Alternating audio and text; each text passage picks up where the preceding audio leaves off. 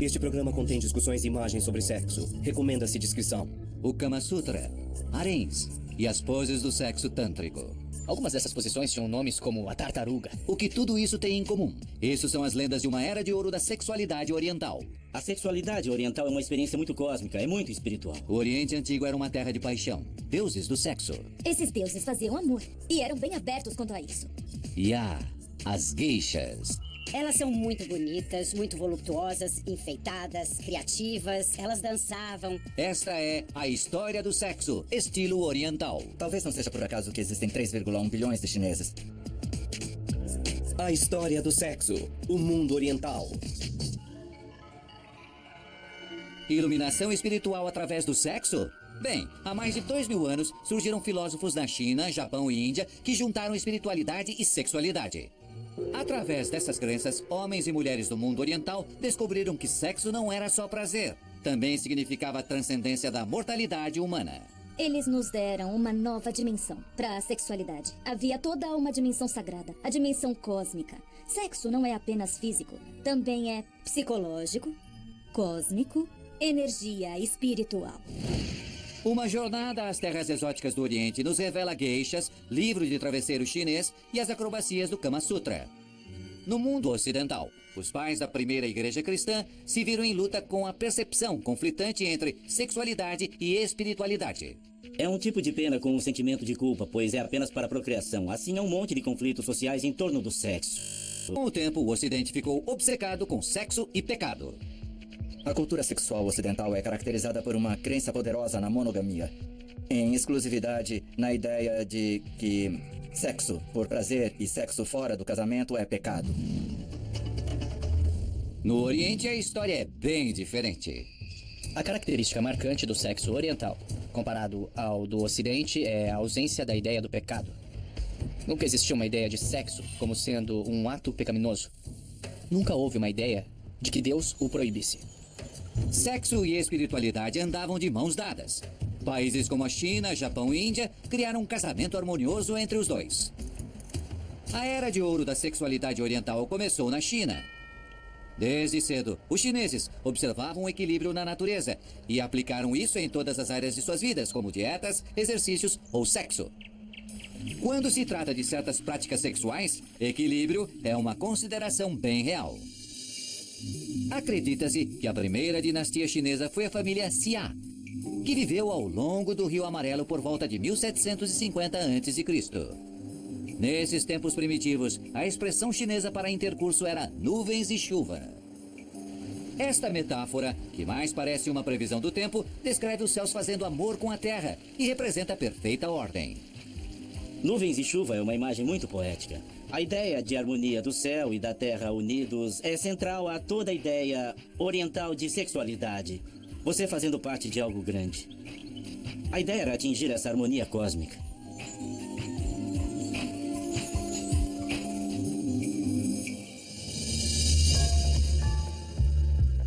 A filosofia chinesa antiga sobre o sexo foi muito influenciada por 3 escolas de pensamento: confucionismo, taoísmo e budismo. O taoísmo e o confucionismo eram assemelhados em suas atitudes com relação ao sexo. O objetivo final do confucionismo era a continuidade da família. O taoísmo preocupava-se mais com a prolongação da vida. E o budismo aspirava a transcender a vida, a morte e a sexualidade a fim de alcançar a iluminação. O sexo desempenhava um grande papel em cada uma dessas escolas de pensamento. O âmago do taoísmo e confucionismo era o conceito de yin e yang, as forças opostas que formam o universo, a natureza e o corpo humano. Os médicos chineses antigos acreditavam que o yin e o yang existiam tanto nos homens quanto nas mulheres, sob a forma de essências. Os homens geralmente não têm a preocupação sobre a abundância do yang porque são homens. Eles já têm bastante yang. O que deve preocupá-los é não terem bastante yin, então precisam tentar equilibrar o estoque geral em suas vidas, e o sexo pode ser útil porque as mulheres têm abundância de yin. Bom, a ideia é tentar tomar de alguém seu estoque de vida e simultaneamente não ceder nada da sua essência. Qualquer homem que fosse capaz de reter seu sêmen retém sua essência, não apenas melhorando suas chances de prolongar sua vida, mas adquirindo poderes que tornariam invejosos a maioria dos super-heróis. O sêmen era visto como fonte de poder. E existia a ideia de que se você retivesse bastante de seu sêmen, você adquiria superpoderes em todo tipo de coisas. A habilidade de voar e de ver através de paredes e todo tipo de coisas loucas eram atribuídas àqueles que conseguiam reter seu sêmen com muito sucesso. Assim, quanto mais alguém preservasse o próprio sêmen, mais saudável se tornava e, eventualmente, se atingiria a imortalidade. Para ajudar na busca da imortalidade, muitos homens voltaram-se aos manuais de sexo taoísta do 3º século a.C. Como resultado disso, esses ousados livros de autoajuda acabaram se tornando grandes best-sellers. Eles proveram os homens de um roteiro para fazer amor e, mais importante, um guia para preservar o super importante yang masculino. Eles estabeleceram a base física de que se você quer melhorar a sua saúde e prolongar a sua vida, o caminho é extrair essência vital de outras pessoas. E pode crer que foram escritos por homens, porque as outras pessoas que eles têm em mente são as mulheres. Um dos textos taoístas recomenda que se você puder fazer sexo com 40 mulheres, absorvendo o yin delas, sem liberar o seu yang ou esperma, isso seria um tremendo impulso no caminho da obtenção da imortalidade. Não se esperava que mulheres alcançassem a imortalidade no taoísmo, isso era algo que não atingiriam. Falamos aqui de uma cultura muito patriarcal, dominada por homens. Os homens que desejassem praticar isso deveriam preferir garotas relativamente jovens, porque essas teriam um estoque de energia sexual mais poderoso.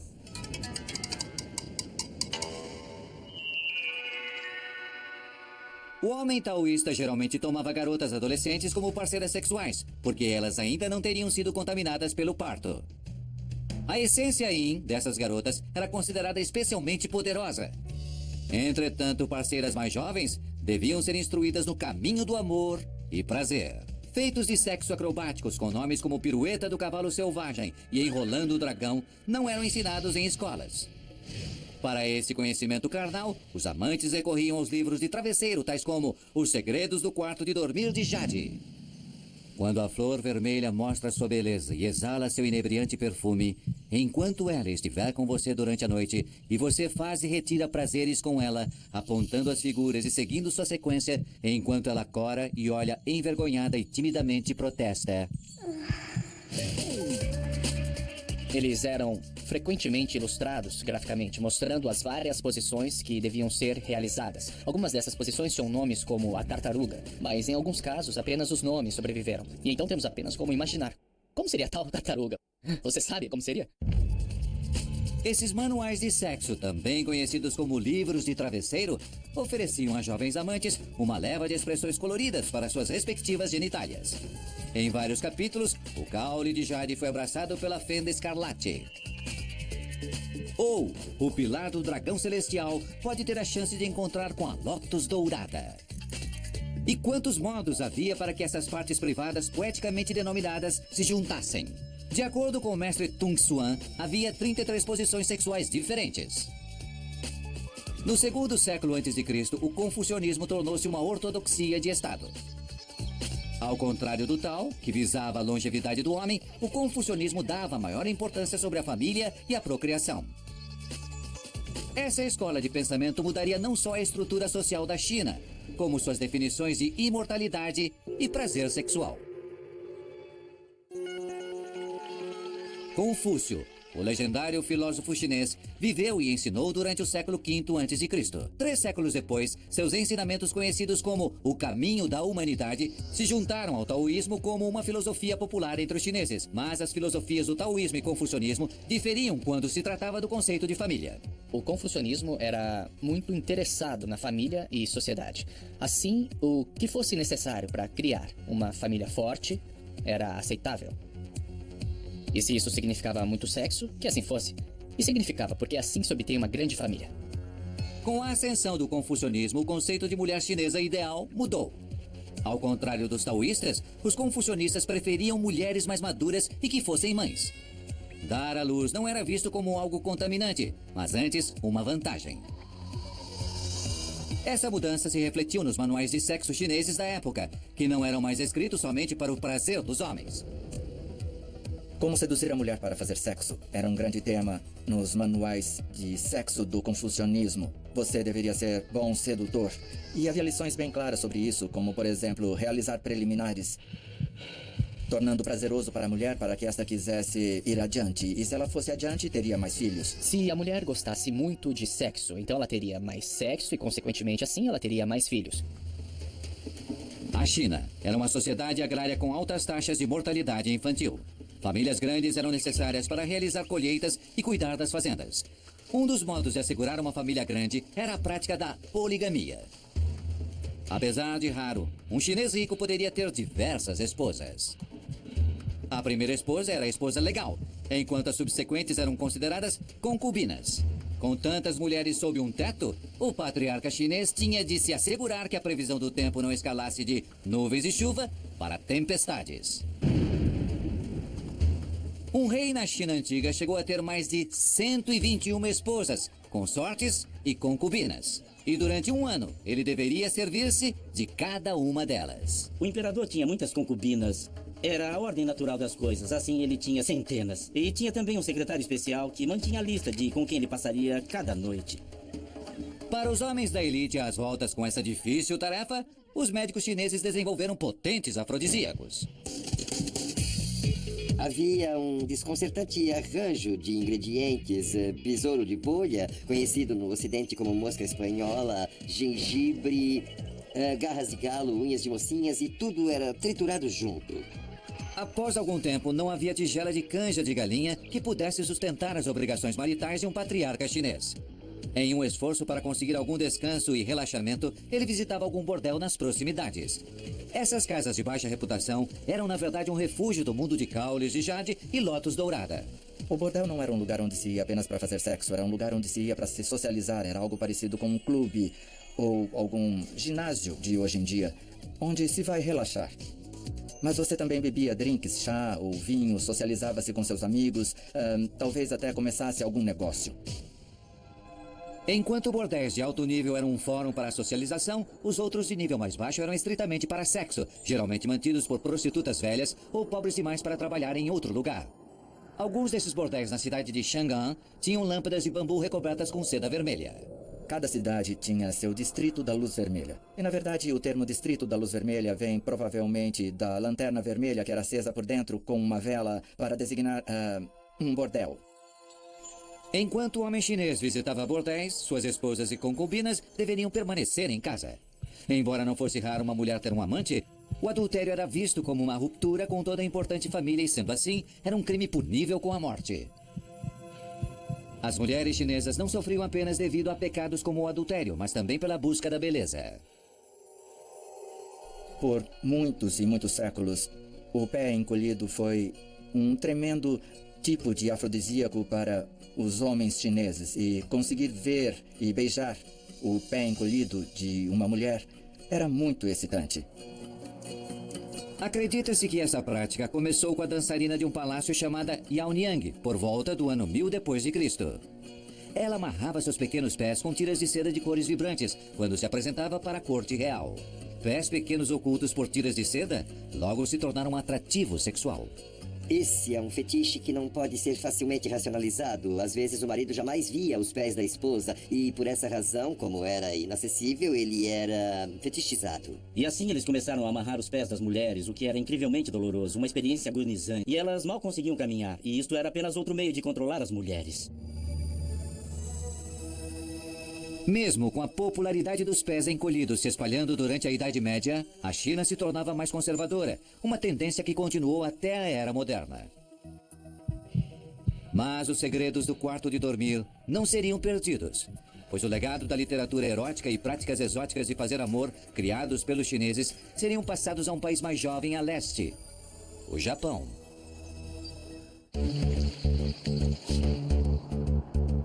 Fundado pelo imperador Jimmu em 66 a.C., o Japão tinha um mito próprio de criação bem sensual. De acordo com a lenda, o Japão veio a surgir através de um deus macho e uma deusa fêmea, Izanami e Izanagi, que agitaram o oceano com uma lança de joias para formar as ilhas. Assim que os deuses criaram o Japão, eles conversaram entre si sobre seus corpos. Você não tem essa ideia de um deus criador macho vindo e fazendo puff? Há uma troca entre os aspectos macho e fêmea das divindades que se juntam e dão origem ao Japão a partir do Oceano Pacífico. Embora o confucionismo e o budismo tivessem um impacto no Japão antigo, os japoneses tinham sua própria e única crença relativa ao sexo. Os japoneses acreditavam que a família era o esteio da vida diária. Enquanto os homens cuidassem de suas famílias e gerassem filhos, eram livres para se entreterem com prostitutas e concubinas. Era uma coisa considerada até que esperada que homens tivessem namoricos fora do casamento. E a esposa meio que aturava isso. E elas provavelmente teriam seus namoricos, mas isso não era uma coisa tratada abertamente.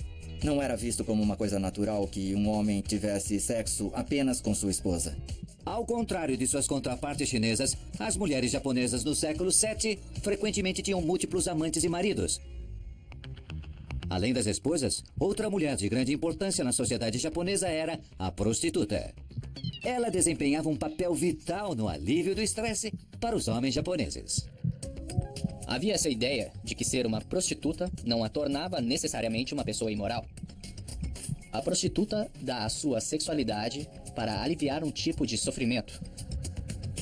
Ela prestava um serviço, fazia o que era necessário para manter a sociedade em funcionamento. A prostituição foi licenciada e regulamentada pelas autoridades no início do século XIII. Mas sua era mais reconhecida raiou no período Tokugawa, por volta de 1600. O bordel estava ligado a todo um modo de vida, envolvendo música, dança, cerimônia do chá e costumes. Não era apenas sexo, era um local todo voltado ao entretenimento, não era apenas um bordel. Durante esse período, uma adorável e talentosa mulher surgiu, a geisha.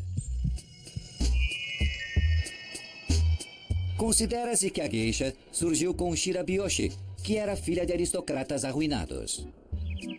Ao contrário das crenças modernas, as geishas não eram apenas prostitutas. A palavra geisha significa apenas pessoa da arte, não implica nada de prostituição. Elas tinham de ser bem versadas em todo tipo de artes, em representação, em canto e poesia. Elas eram muito inteligentes, elas liam muito, eram mulheres muito cultas. Elas são muito belas e voluptuosas, adornadas, são artísticas, elas dançam. Elas são muito avançadas, são intelectuais. Assim os homens aprendem com as cortesãs. E são musicistas talentosas, é claro, como meio de seduzir e atrair as pessoas. As cortesãs se tornam famosas e as pessoas viajam de cidades muito distantes só para vê-las. Mas as geishas e prostitutas não eram os únicos objetos de desejo para os homens japoneses. Quando mulheres não eram bastante, eles iam para o teatro.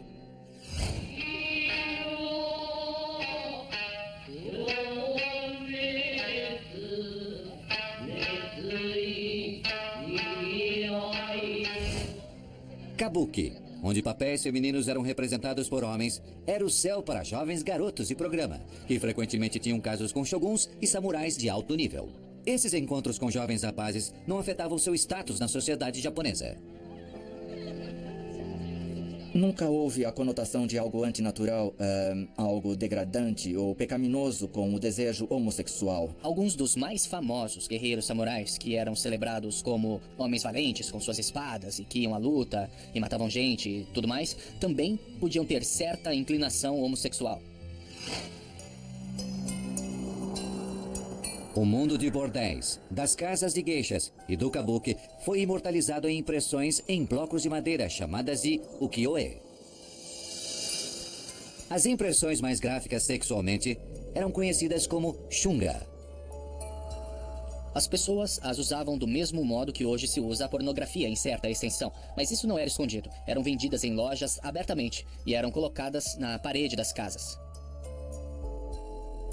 O fato de os ukiyo-e e pinturas afins estarem disponíveis abertamente diz muito sobre a sexualidade da época, que era muito livre e bem aberta. Não eram consideradas más, vis nem sujas. Os japoneses e chineses não lutavam com a sexualidade como se faz tanto no mundo ocidental. Influenciados pela filosofia do taoísmo, confucionismo e budismo, encontraram equilíbrio e ordem em um universo que dava grande espaço para uma vida sexual saudável.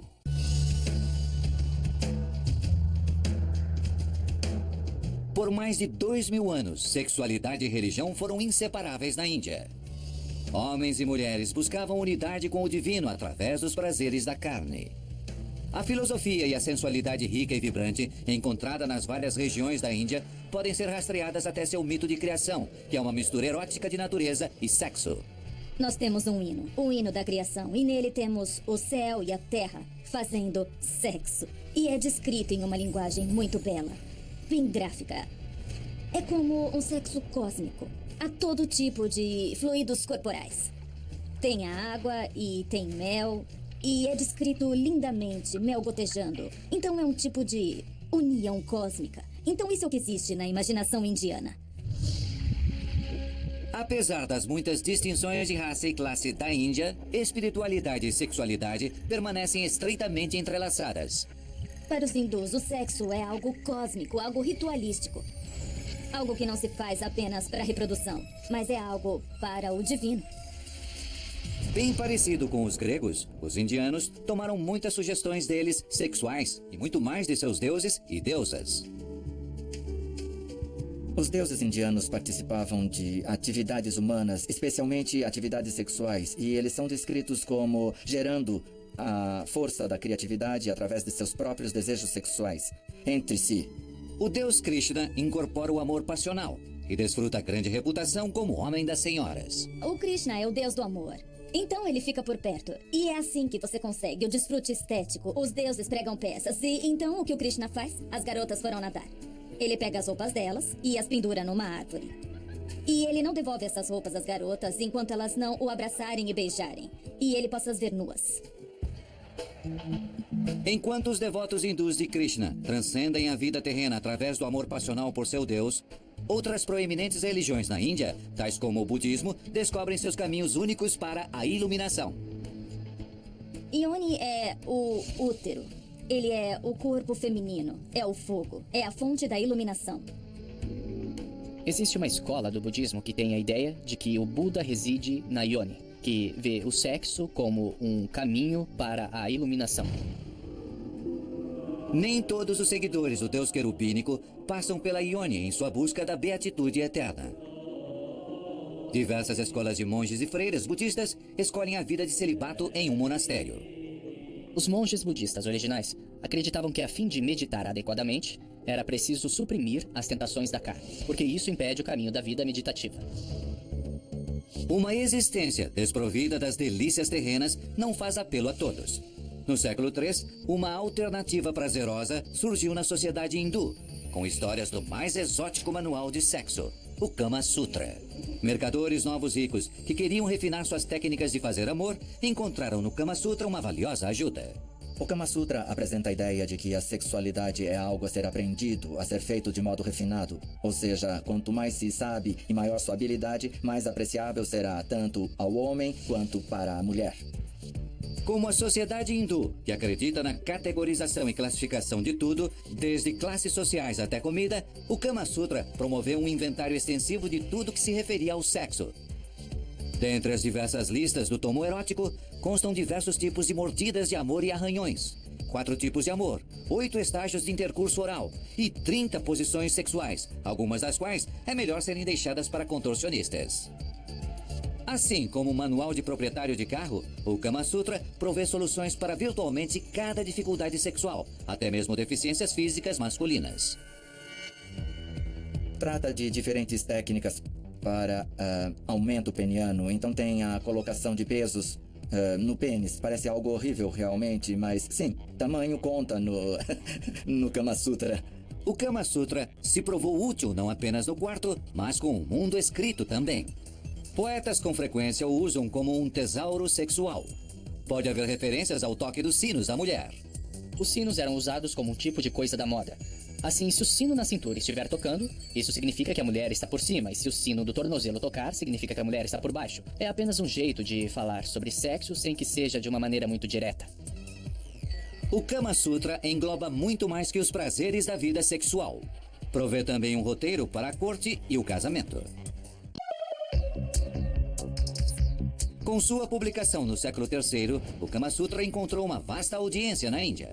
Dentre os leitores mais ávidos do manual de sexo estavam os jovens viajantes em ascensão, conhecidos por Nagarakas. Os Nagarakas eram homens de classe alta que se devotavam a prazeres sexuais e a um tipo de sexualidade refinada. Eram um tipo de estetas, pessoas que sabem se perfumar, usar óleos nos cabelos e apreciam caminhar. Nos casos em que era necessário mais que o Kama Sutra para impressionar uma mulher, o Nagaraka recorria à ajuda de seu amigo emplumado, o papagaio.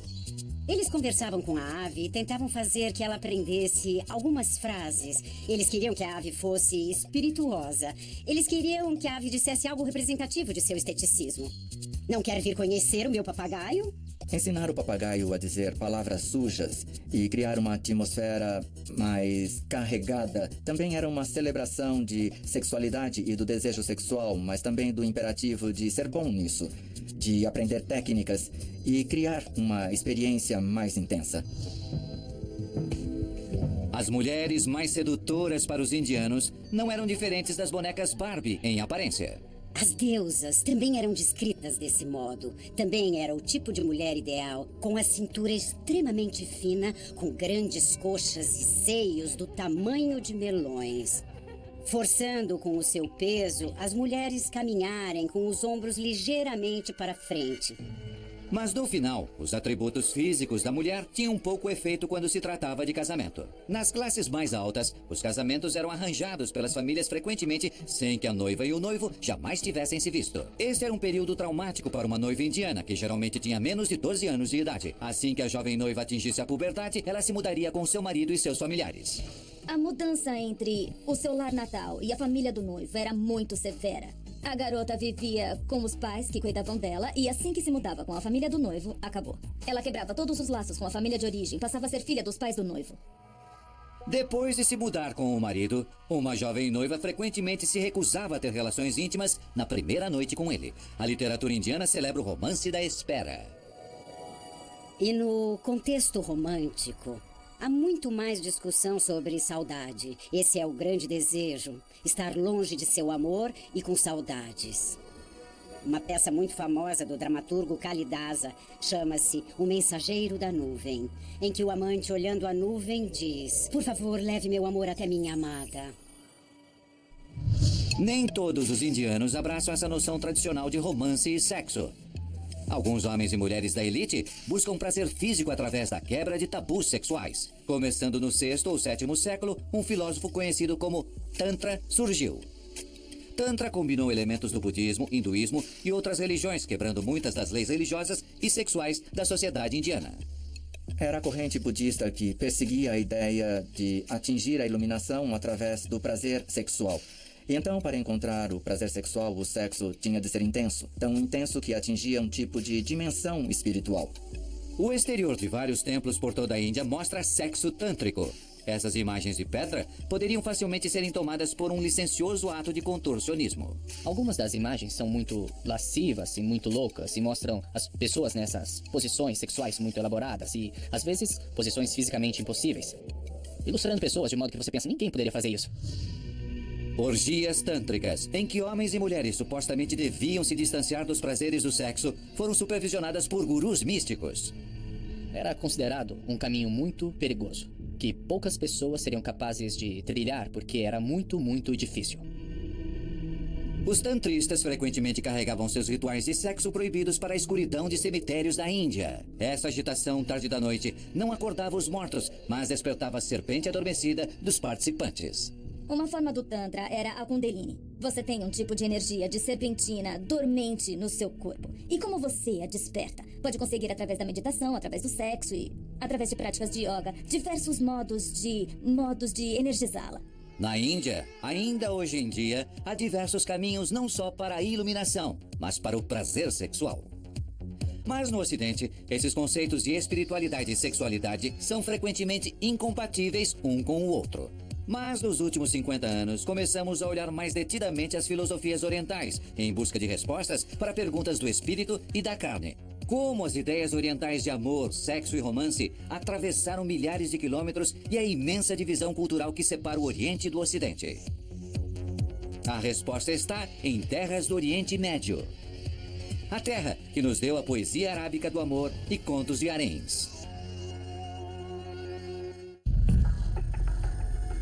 No final do século VIII d.C., Bagdá se torna um próspero centro de comércio. A cidade cosmopolita promove um fórum não só para a troca de bens, mas também partilhar ideias e filosofias. A religião predominante em Bagdá era o Islã, e tinha sido fundada em 622 d.C. pelo profeta Maomé. Este espalhava a palavra de Deus através do Corão, o livro sagrado que provia os muçulmanos de um guia para a vida, amor, adoração e até sexo. Acho que existia uma forte tradição erótica no mundo árabe, e o Corão certamente não proíbe o prazer sexual quer para homens como para as mulheres. Na verdade, ele apoia o divórcio de um ou outro parceiro se não estiverem satisfeitos. No centro da religião muçulmana, como em outras religiões orientais, estava a crença na família. O mundo árabe era patriarcal e a poligamia era prática reconhecida. De acordo com o Corão, o homem muçulmano tinha permissão para ter o máximo de 4 esposas. Bem parecido com os chineses, os muçulmanos tinham de tratar cada uma de suas esposas com igualdade. Isto incluía o prazer sexual, uma área que não era ignorada nos ensinamentos do Islã. O homem e a mulher merecem o prazer. O Corão é bem claro nisso, e o próprio profeta teve 9 mulheres.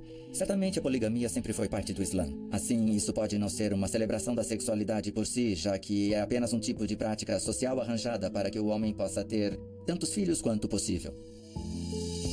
Em outros casos, como performance pobre na cama, o divórcio era muito mais simples para o homem do que para a mulher. Ele simplesmente dizia por 3 vezes, eu me divorcio de você. E o casamento estava desfeito. Em alguns casos, um casamento islâmico chegava a seu fim de maneira bem mais severa. Se um homem ou uma mulher cometessem adultério, a pena era morte por apedrejamento. Isto raramente acontecia, contudo, a fim de provar a infidelidade, o cônjuge acusador devia apresentar 4 testemunhas do ato ilícito. Mas o homem tinha permissão de ter sexo com outras mulheres além de suas esposas, as conhecidas concubinas. A concubina não é uma escrava, ela é casada, mas não tem os direitos da esposa principal. É preciso ser bastante rico para sustentar todas as esposas. Na verdade, é praticado pela aristocracia. Apesar de as concubinas terem um status menor que as esposas, elas eram todas agrupadas em uma parte separada da casa. Esse grupo de mulheres, que também incluía crianças e outras mulheres membros da residência, era conhecido como o harém. Uma instituição que até hoje captura a imaginação do mundo ocidental. Alguns autores identificaram a prática de segregar esposas e concubinas do mundo exterior desde o Jardim do Éden. A sociedade islâmica tem um tremendo pendor pela modéstia. Assim, as mulheres usam véu. A sua mulher não pode ser objeto do desejo sexual de outro homem.